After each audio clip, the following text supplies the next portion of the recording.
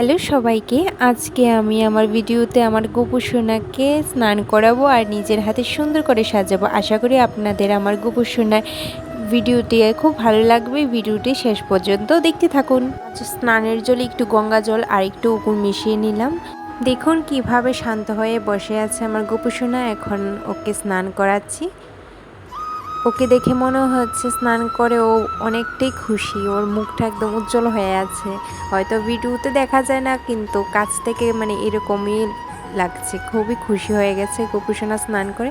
এখন ওকে আলতো করে শুকনো কাপড় দিয়ে মুছে নিলাম। এখন ওকে খুব সুন্দর করে সাজিয়ে দেব। দেখুন আমার সোনা গোপু কতটা খুশি মনে আছে। এখন ও সাজুগুজু করবে। ওকে এখন নতুন একটা ড্রেস পরিয়ে দিলাম। এবার ওকে সিংহাসনে নিয়ে বসিয়ে দেব।